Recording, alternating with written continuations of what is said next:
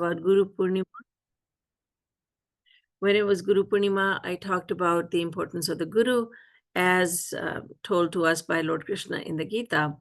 And so in this way, we get to know what is in this scripture. But I just want to go over some of the basic stuff about the Gita. So because I need to know how much you're familiar with it, not too familiar, but still, how familiar are you at a basic level? And so I will ask you, how many chapters? Do you know how many chapters there are in the Gita? And I think we went over that, but there are always new kids coming. So I just wanted to know if anybody know? You can raise your hand.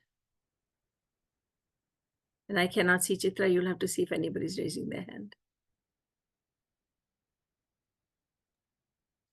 Krish. Krish? Yes, my dear. 18 chapters. 18 chapters. And so it's a very short scripture, actually. And it's only 18 chapters. But those 18 chapters could be very large, humongous, but they're not. How many verses are there in the Bhagavad Gita? Again, Krish, I think you're familiar with it. Maybe you can tell us. You know? 900. Close, 700. Oh. So, kids, you can see that, from 700 verses, it's not a very large, not a very big scripture. But the life lessons in the Gita are so universal, they appeal to everyone and they apply to everyone. So that's why this scripture has been translated into many, many languages of the world. And it's been hailed, it's been praised very highly because of the universality of the messages that it carries. Today, the message I would like to bring out from the Gita is a very important one and a very practical one. Yuvansh, could I still have you move up? Because I only see this much of your head. Can you position your camera so we can see more of you, all of you? Okay. Still, it's you're a little bit down, go up a little bit. And now I can see you.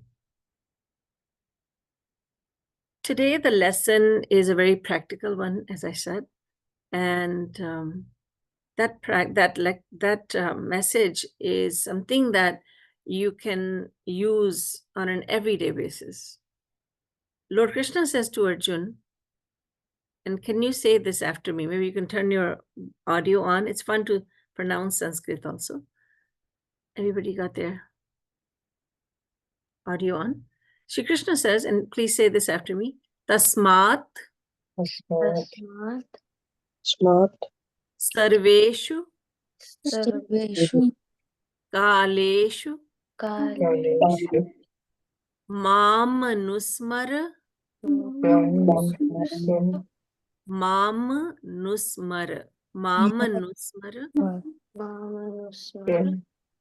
Yudhya Cha. Very good. So Shri Krishna says, Arjun, fight the battle, but at the same time, think of me all the time.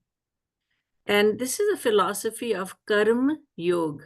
Karma means duty, not just the action, but it means an action that will bear fruit in the future.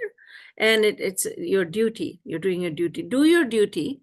You're a warrior, and you cannot get out of this fighting this battle. I know you don't want to fight this battle, and yet Duryodhan, your cousin, and his brothers, they're making it impossible.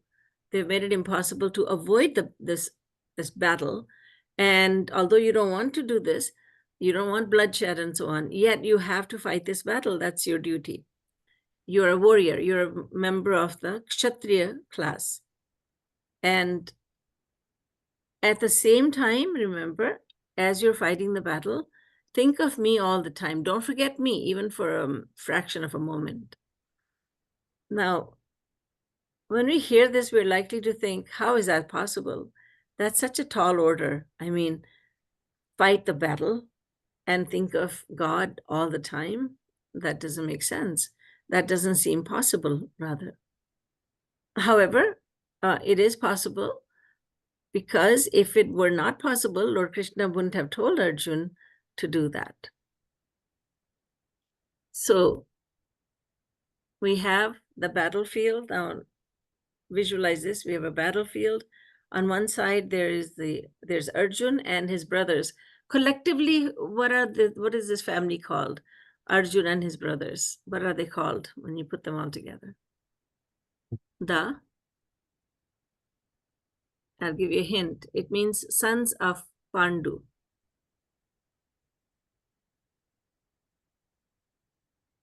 They're known as the Pandavas. You knew that, didn't you? They're known as the Pandavas. And who's on the other side? How many cousins of Arjun and his brothers? Anyone? 100. 100. 100 on the other side. And those are and collectively, who are they? Duryodhan, Dushasan, and what are they called? Like the Arjun and his brothers are called the Pandavas. Pandav, and these are called the, anybody know? Lalantika. Lalantika. Are they the Kauravas? Thank you. They're the Kauravas, yes. And so Kaurav simply means belonging to the Kuru dynasty, and Pandavas because their father's name was Pandu. So Pandavas and Kauravas are fighting this battle.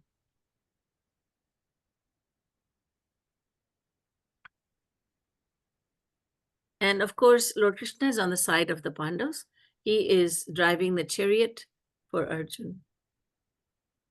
He's in the battle and he's telling Arjun, don't forget me even for a moment. Think of me all the time.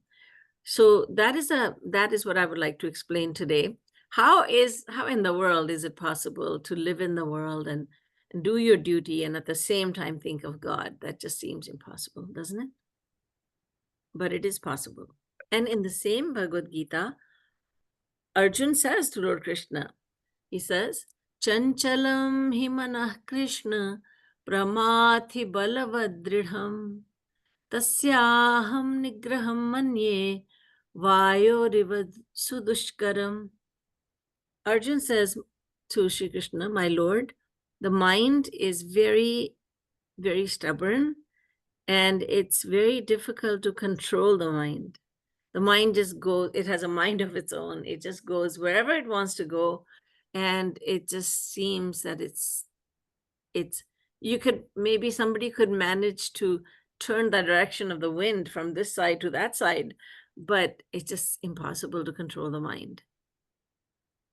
Lord Krishna said, you are right. The mind is very, very stubborn and it's very strong and it doesn't want to listen, but you can bring your mind under your control and you can do it through, can you fill in the blanks? You can control the mind through, it's a word that starts with a P, PR. Yes. You want? Praying? Did you say pain? No, P-R-A-Y. Praying. Praying, I'm sorry. You are right. That is true. But even when we're praying, we are doing the practice of praying, right? So he said you can bring your mind under control through practice. And you're right. When we are praying, we are practicing to love God.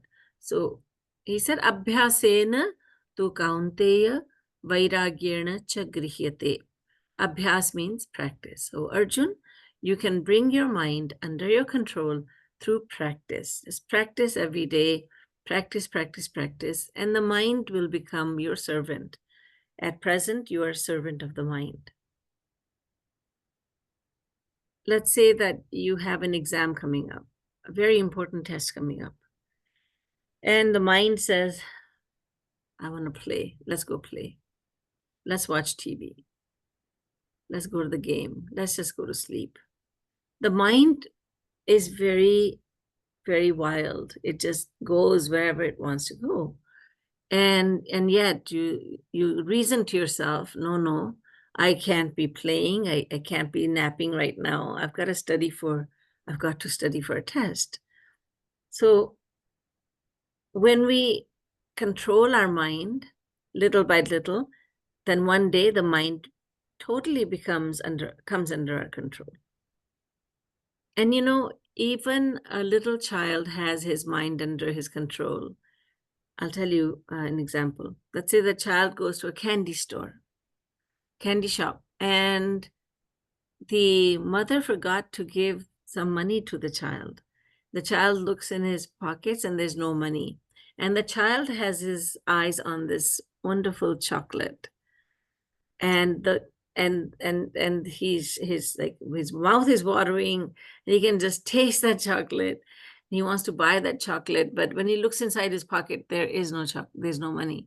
So he cannot buy that chocolate. Then he thinks, well, I can steal the chocolate. I just when the shopkeeper is looking that way, I just, no, no, no, no. The shopkeeper seems to have eyes in the back of his head. So if I get caught, I'll get a beating. I may as well just not touch this chocolate. I will come back tomorrow to get it. I'll make sure I have enough money. So that little child on the way to school has his mind under his control. He doesn't just go and steal the candy, steal the chocolate. No, no, no. I will control my mind, and I will eat the chocolate tomorrow. So we all know, and we all do from time to time control our mind. Can you give me an example, anyone, of a time when you controlled your mind? You wanted to do something, but it didn't make sense, or you wanted to eat something and you said to your mind, no. Can you give me an example? Anyone?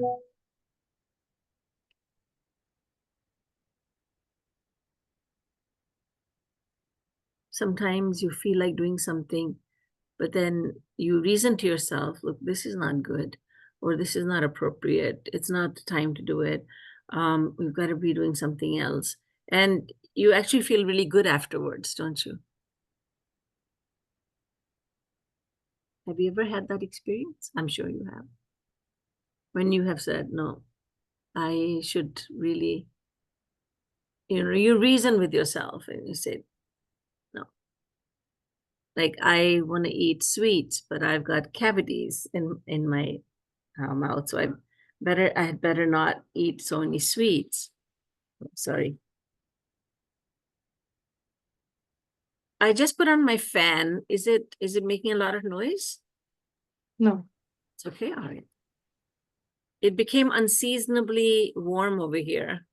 Do you know the temperature in Fahrenheit or centigrade? Celsius. Celsius here. I would say in Celsius, 20 degrees. Wow. About 20 degrees. It's amazing. So it's wonderful. I'm feeling hot in my room. Anyhow, so anyone come up with anything? Auntie Chitra will give you a chocolate if you answer. I can give you a virtual chocolate. I too will have to give a virtual chocolate Didi. But maybe, maybe Krish can tell us. Krish, can you give us an example? Sometimes you want to do something and then you reason with yourself, no, my mom will get angry, and and my dad will get angry. I might fail the exam test. It's not really that my parents will get angry with me. It's more that, well, my friends will get angry with me. Sometimes there's two groups in our class. One is the football gang and one is just the gang. So sometimes we just go over to the football gang and like annoy them because they annoy us. But then sometimes I'm like, no, I shouldn't do that because it's bad. So you control your mind. That's very good. Very good. Yeah, that's a good example. So you control your mind and say, this is not good, and I'm better than that. Every time you resist peer pressure, you are actually controlling your mind. Just because some kid is doing something that you would not do, you would not ever do. Let's say maybe, I don't know how the UK schools are. Do you have kids smoking or taking drugs in schools? Yeah. Have that going on there too? Yes. And then, or somebody may offer you something and you say, no, you don't cave under peer pressure. That's negative peer pressure, of course. And when you resist the peer pressure, you are gaining control over your mind. And it feels good, doesn't it? It does feel good that I resisted the temptation, or I had the courage to say no. Sometimes it takes a lot of courage to say, no, I don't want to do it. Sometimes when I meet with children and they say, well, I tell the other kids, no, I don't think my parents will want me to do it. And I say, no, tell them you don't want to do it. You don't want to do this, not because you're afraid of your parents. Of course you are, but because at the end of the day, you don't think it's right to smoke. You don't think it's right to drink alcohol. You don't think it's right to do drugs. And so every time you resist peer pressure, has any one of you ever resisted, Lalantika? Have you ever resisted negative peer pressure? Do you come across negative peer pressure? Yeah, sometimes kind of. Can you are you able to give some example of that? I guess maybe my friend's telling me not to study for a test because it's useless. Right. Not very good, not a very good advice, is it? Yes. Yeah. Don't study for a test. Right. Anybody else with negative peer pressure? Any examples?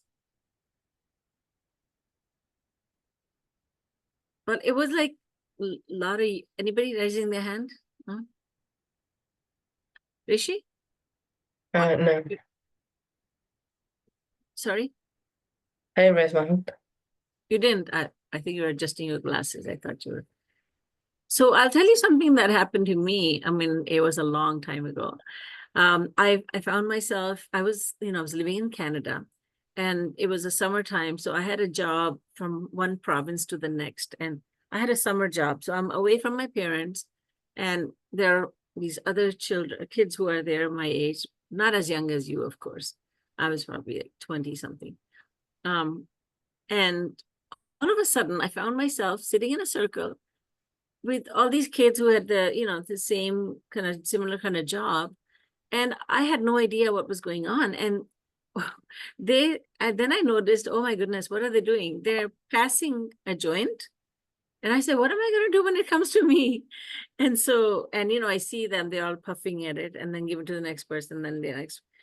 And when it came to me, I just pass it on to the next person like that. And I said, because that's not something I'll ever do. That's not me. And maybe the other kids, they didn't tell me anything, but maybe they thought, oh, wow, why didn't she do it? But no, that's not who I am. I'm not going to take marijuana. I'm not going to take the joint. I'm not going to do it because that's not me. I don't do that. So there are many times in your life that you will come across negative peer pressure. Now, positive peer pressure is wonderful because it inspires you to do better. Like, have you ever had a friend or friends that say, hey, let's study? Anybody have those kind of friends? They give you good advice. Hey, let's study. No, oh my goodness. So you be that friend. You be that friend for others who says, let's do the right thing. Let's do that. Just because we have an opportunity to do something wrong, no, that's not me. So there's a very powerful word, and that is no. No, I will not do this. I will not eat this. I will not smoke this. I will not drink this. So the mind is our own, and we can control it, or we can keep it out of control. We just do whatever the mind wants to do. The mind wants to go to sleep and sleep for 12 hours, 13 hours, 14 hours. Let it go. I'll just sleep as much. No, I'm not going to sleep so much. That's going to make me lazy. It's going to make me late for school. The mind wants to eat unhealthy food. No, but this is not good. So much unhealthy food, so much junk food is not good for me, so I'm not going to do it. So anytime that happens, you resist the temptation, and you resist the temptation to follow what other people are doing or saying. You are gaining a victory over your mind. That's a wonderful feeling. Wonderful feeling. So Lord Krishna says, think of me all the time. In other words, in your mind should be thinking of me all the time as you fight the battle. What that means for everyone, all of us, is to do whatever we are doing in life, but never to forget him. And Shri Krishna says, this is another verse from the Gita. If you could say it after me also. Yat karoshi, Yat Yat karoshi, yadashnasi, Yateshnasi, yadjuhosi, Yatjuhosi, dadasi yat. Dadasiyat, So, yat karoshi yadashnasi, yajjuhosi dadasi yat, yat tapasyasi kaunteya, tat kurushva madarpanam. It's a very important verse from the 9th chapter of the Gita. 9th chapter. So now everybody should be able to tell me how many chapters altogether in the Gita. 18. Thank you. I want everyone to know this. Can everybody say it together? 1, 2, 3. 18. 18. 18. 18. 18 chapters. How many verses? 700. 700. 700. 700. So Lord Krishna is saying in this particular verse, it's from chapter 9, so halfway through the Gita, Lord Krishna is saying, oh Arjun, and by addressing Arjun, Lord Krishna is addressing all his human children, so all of humanity. He's saying to everyone, whatever you do, whatever you eat, whatever charity you give, you do it for me. Keep me in mind at all as you do that. And so how is this possible? That is the main question over here now. How is it possible? Well, one day, no, I'm hardly, if you think, I'm hardly ever thinking about God, and then I'm supposed to think of him all the time. I can't do it. But remember, if you are at the bottom of a staircase and you have to go to the top, are you going to jump to get there? No, you're going to break all your bones. So you're not going to do that. You're going to go step by step, right? So when Lord Krishna says all the time, think of me as you do your duty in the world, you know that that's not possible to do in one day, but it's possible to do it step by step, little by little, with practice. And today I'm going to teach you how to practice doing that. That's very, very important. So even as I am talking to you, I can be thinking about Lord Krishna, who is, maybe I can see, see that Lord Krishna is also one of the kids who, he's Kanhaiya, he's small, and he's one of those kids, and he's looking at me with very, very big eyes, and he is sometimes making faces at me, or he is doing something, or maybe he's just trying to take a nap. Even as I teach you this lesson of the Gita, I can be thinking about Lord Krishna. When you go to school and you're in the classroom, what you can do is to just visualize that Lord Krishna is right there with you, sitting right next to you, sitting close to you. He is right there with you. If you are playing with your friends, if you are in a park, let's say, and you're playing games, then Lord Krishna is also there as your best friend, and he is part of the games that you are playing. So involve him in everything you do. You see, we think that devotion is only when you are in the temple, right, in the mandir, or when you're at home in your puja room and you're singing, or you're doing some mantras, or you're doing some bhajans and kirtans. That's devotion. That is a way of doing devotion. But devotion is also done while you are studying, playing, reading, writing an exam, going shopping, in the park, wherever you happen to be, you can be thinking of him. So this is a practice that I would like you to do from now on. And it's a wonderful practice. Just practice thinking of Lord Krishna to be wherever you are, wherever you are. Because you've heard and you know that God is everywhere, right? Prabhu sarvatra, Prabhu vyapak sarvatra samana. In the Ramayana, one of our holy texts, one of our scriptures, it is said that God is equally present everywhere. So God is everywhere. So he is already where you are going to be at. He's already in your classroom. He is already in your house. He's in every room of your house. He's in every particle of creation. So wherever you happen to be, just go ahead and visualize him. But now you'll say, am I supposed to visualize Lord Krishna, or am I supposed to be listening to my teacher? No, listen to your teacher, what the teacher is saying. But just visualize him for a moment, that's all.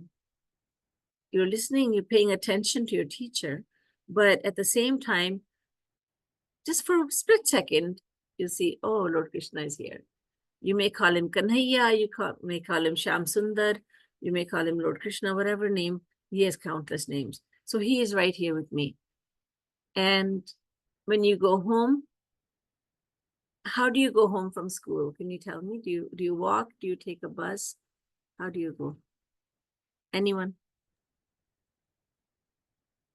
Okay. Let me Yeah, see. I walk and take the bus. Take a bus. My mom takes me home. In the car? Yeah, in the car. Rishi? I take the bus and walk after. Right.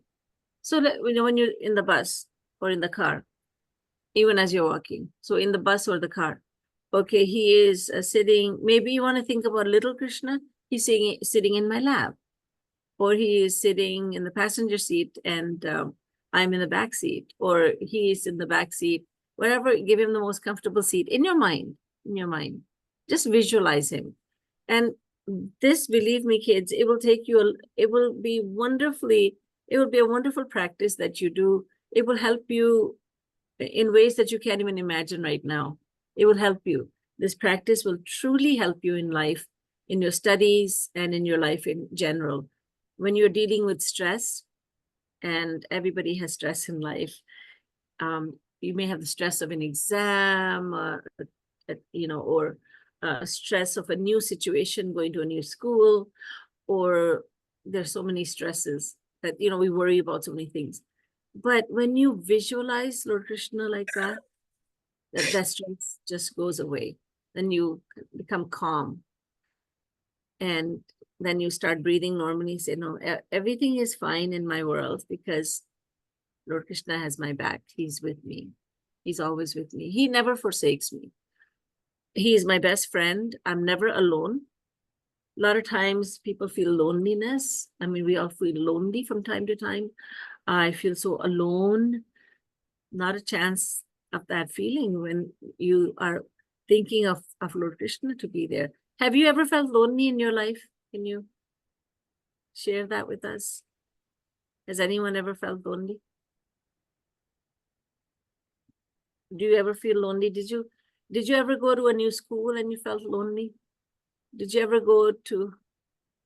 feel that you didn't belong to, there was a group of people, I don't belong over here. You felt like all alone.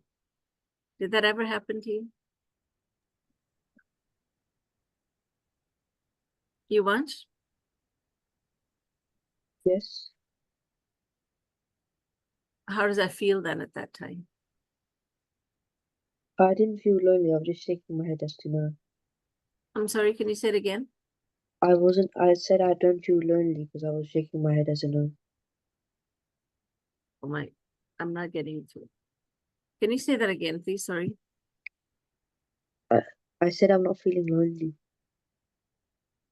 You're not feeling worthy? Chitra, can you please tell me? Yuvansh, because we can't see your lips, we can't lip read either. So, can you try and be a little bit louder, please? I said I never felt lonely in like school. He never felt lonely in school. Oh, I see. Oh, you didn't have that problem. Okay. Anybody else? Bhumik, how about you? Only when my parents are gone. Okay. Then you feel lonely. Parents are very important. Lalantika? Maybe like going to a new school on the first day. Oh, it's frightening, isn't it? Yeah. Yeah. Then it becomes okay. Right. Yeah. What about Rishi? Probably when I first came to the UK. From When India. when he first came to the UK came from India. Yes, yes. How long ago was that? About 10 years ago. Yes. And what about Krish? I'm only child, so whenever my friends are busy and my mom and dad are like doing their own things, then I generally get bored. Right. So I think everybody has, some sort of loneliness from time to time. And when you think about God, when you think about Lord Krishna at that time, then you get into the practice, you get into the habit of thinking about him. And then I can tell you truly that you don't feel lonely. And I know in my life, I just felt like an outsider right from the time when I was a very small child. And I had everything going for me, but I just felt like an outsider in the whole world, not even in a new school, just the whole world. I don't fit in. So, but when I got to know about Lord Krishna, all that loneliness and not feeling like I was a part of this world, it just went away. Everything was wonderful. So I can tell you from my own experience that when you think about Lord Krishna, it's a wonderful thing. When you think about God, he takes your loneliness away. And your mind, so the mind is a powerful thing. I want you to understand that very, very, very deeply. Understand that your mind is the most powerful thing you have. And so and Lord Krishna is saying, think of me, he's saying to think of him because he is the best thing there is. God is the best of the best. And by thinking of him, we control our mind. We can lead our mind, guide our mind towards God, who is the best. There's unlimited happiness there. There's unlimited knowledge there. So we are giving our mind the most positive peer pressure there is by thinking about Lord Krishna. When we think about him, happiness comes. It won't happen the first time you do this, but over a period of time, you start feeling peace, contentment, satisfaction. You actually start feeling happy. You may not look like, you may look different from all your class fellows, but I don't think in the UK you have that problem. When I was going to school, I was probably one of the 3-4 brown kids in the school, and now I think I don't think you have that problem, right? So you may not, but at the same time, there are situations where you're not the same color as everyone. You're not from the same country. You don't have you're different, and they're different. But when you have God on your mind, when you think of God, when you think about Lord Krishna, you just feel like you belong and that everything is fine with the world. And it's a very good practice also. When you look at someone, try to look at God who is within that person. The same God who is in your heart is in their heart. He's in his heart, her heart. He's in everyone's heart. That's a very powerful method also, that you look at God, try to see God within everyone. Anyhow, so Lord Krishna says, whatever you do, whatever you eat. So when you're sitting down to eat, I think most of you know, if not all of you, know that we offer bhog, right? We offer food to God before we eat, right? And sometimes we sing a song also, like Abnar tarsao rasiya, aao bhog lagao rasiya. We invite Lord Krishna to come and accept the food we're offering him. So Lord Krishna is saying, when you eat, think of me. In other words, I'm about to eat, and I would like to offer you the food first, so that when you eat it, then I accept it.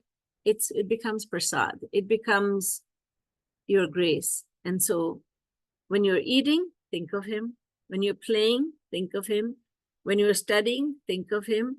And that doesn't mean all the way through, all the time I'm supposed to think. Just start out with a moment or two, and then you do whatever you have to do. And then after some time, think of him for a moment or two, then go ahead and do what you're doing. All you're doing is you're trying to get your mind used to thinking about Lord Krishna. That's what you're doing. And that is the message that I wanted to take out today for you. And I also want to, at this point, I want to ask you if you have any questions about what I have said today.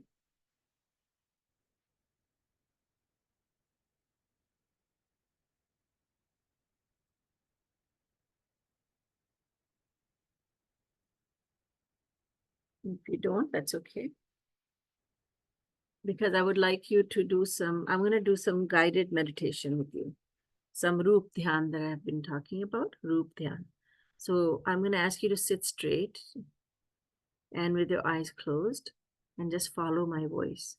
And Chitra, you'll tell me if this music is too much or too little. Okay? Can't hear it, Didi.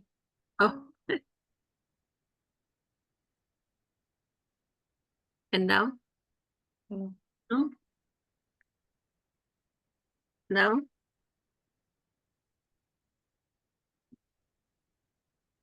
How? Now? No. How does this work? Okay.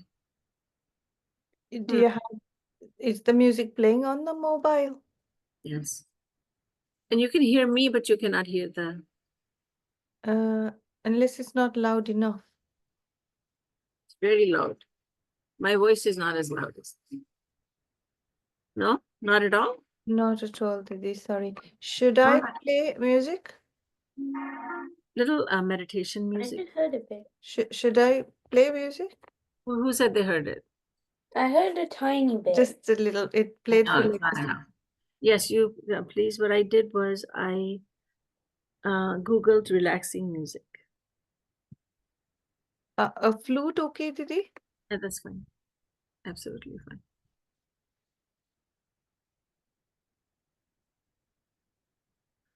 So everyone, I would like you to just do some deep breathing. When you breathe in, your chest should expand because you're bringing in the oxygen, okay? Relax your body. Didi, when I play, please let me know if it's loud or can I you will. hear? Yes, you go ahead.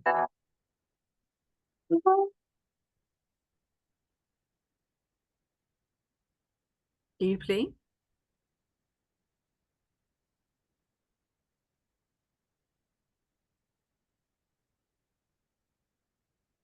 Did you start already?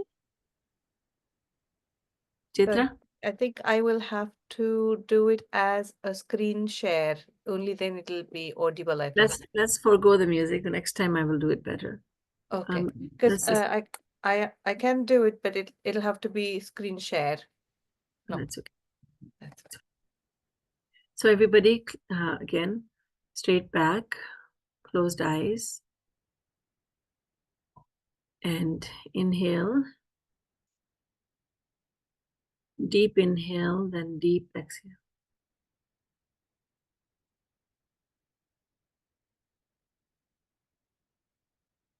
I want you to relax your head.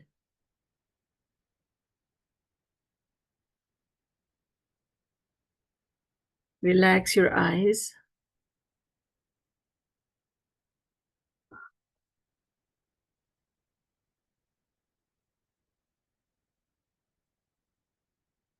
Relax your neck.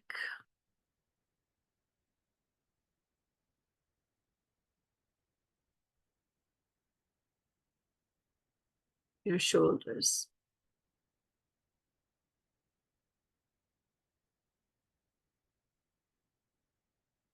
Relax your right arm. Your left arm.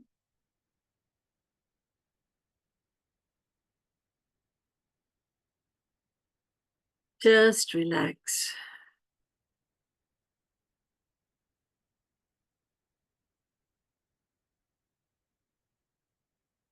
I want you to visualize Lord Krishna.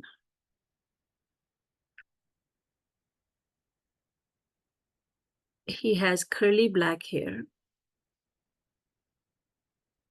He has a round face. His eyes are very, very, very large and very beautiful, and they're filled with nectar. They're mesmerizing eyes.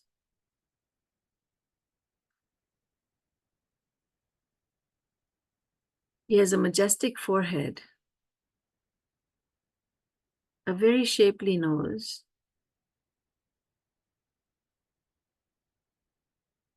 every part of his body seems to be the most beautiful of all. When you look into his eyes, you think, oh, his eyes are the most beautiful. Then you look at his nose and you say, no, no, his nose is the most beautiful. Then you look at his ears and you think, oh, his ears are definitely the most beautiful. Whichever part of the body you look at seems to be the most beautiful. And his beauty keeps on increasing. You think, you're looking at him and you're thinking, there can be no more beauty than this. He's the most beautiful. The next moment you think, oh, he's even more beautiful now than he was a moment ago. And the next moment, oh, he's even more beautiful. And his beauty keeps on increasing.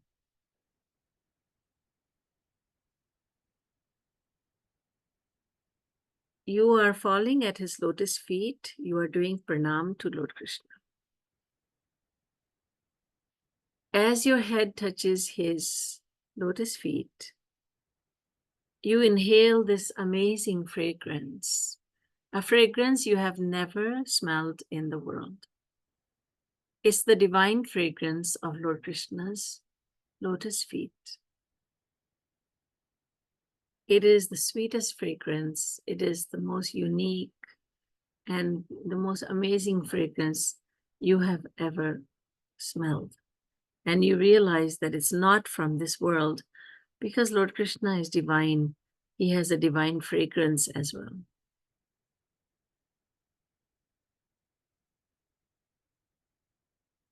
You are so overcome with emotion that you start to cry.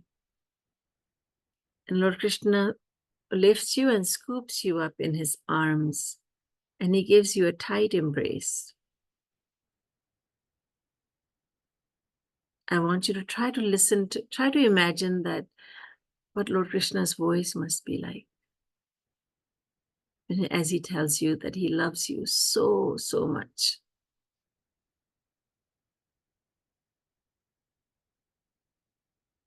Their voice is the most beautiful, the most melodious.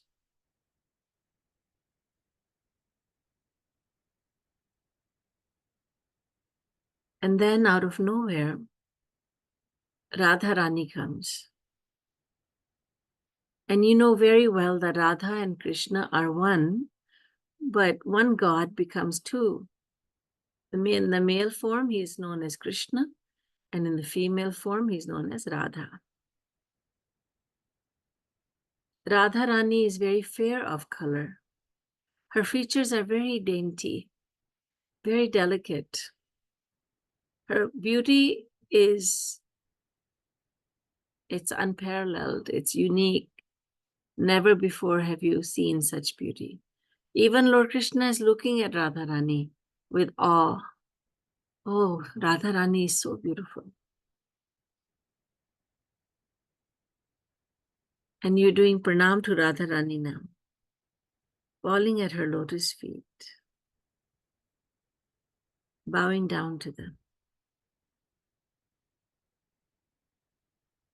Radharani is looking at you. I want you to visualize this. Your divine mother, Radharani, is looking upon you with compassion, with love and compassion.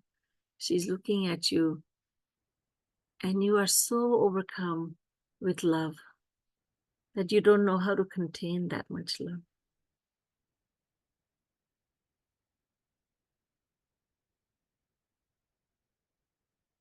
Radharani starts to smile. And when you see her teeth, they are the most perfect teeth. They're so white, and there's a divine light that shines from them.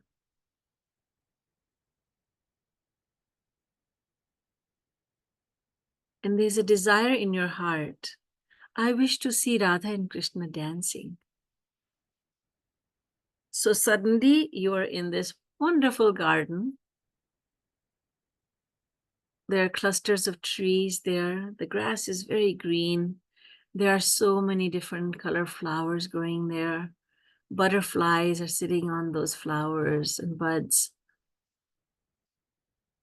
And it's a very pleasant day.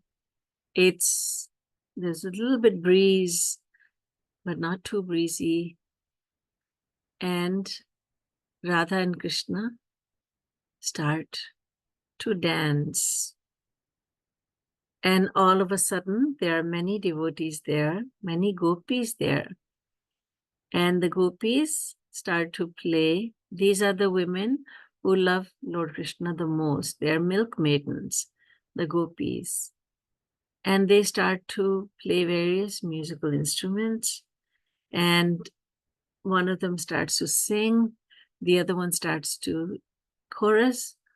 And it's an amazing, amazing sound. And Radha and Krishna start to dance. And oh my, how expertly they dance. There's no one in the world who dances like them.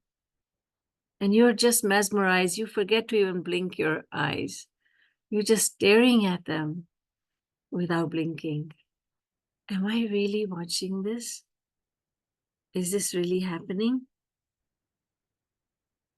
Yes. You are beholding the divine dance of Sri Radha and Krishna.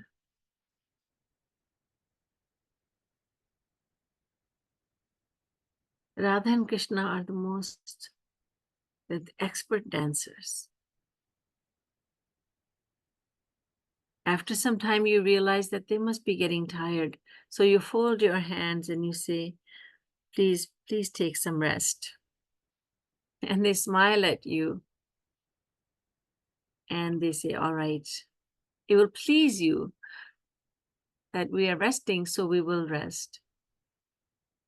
So now you have a very comfortable seat for Radha Krishna to sit in. So they're both sitting there. And in your Roop Dhyan, you are visualizing Radha and Krishna in your Roop Dhyan. So you give them whatever you like the most, what you think they would like the most. And you offer them something to eat. What you think that they would like to eat. I leave the choice of food and drink to you, up to you.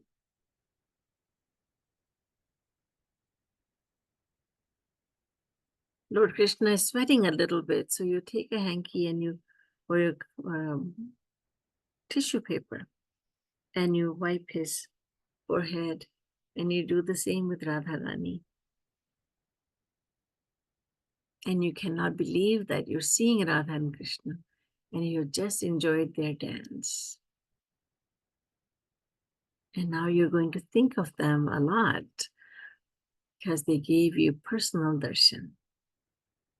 बोलिए वृंदावन बिहारी लाल की जय, रासेश्वरी राधा रानी की जय.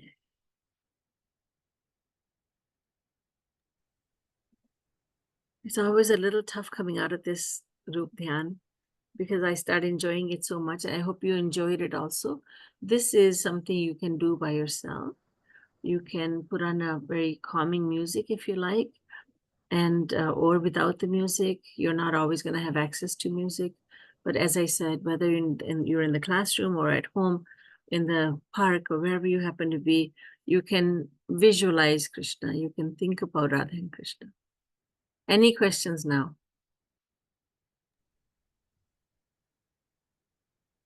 Okay. So I will do just a short kirtan. Again, let's close our eyes. And now you can do Roop Dhyan as you wish. Whatever you want to think about Radha and Krishna, or just Shri Krishna, or just Shri Radha, you can do that.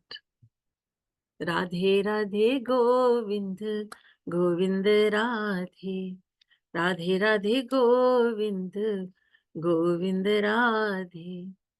Radhe Radhe Govind, Govind Radhe. Radhe Radhe Govind, Govind Radhe. Radhe Radhe Govind, Govind Radhe. Radhe Radhe Govind, Govind Radhe. Govind Radhe, Govind Radhe, Govind Radhe, Govind Radhe, Radhe Radhe Govind, Govind Radhe, Radhe Radhe Govind, Govind Radhe. लाडली लाल की जय, श्रीमद सतगुरु सरकार की जय। जय जय श्री राधे, जय जय श्री राधे, जय जय Shri Radhe. So your homework, kids, is to think about Lord Krishna as I have taught you, and as you may be knowing already. So just do that homework every day, practice, bring your mind under your control, and it was wonderful teaching you today, wonderful being with you, and Radhe Radhe, everyone.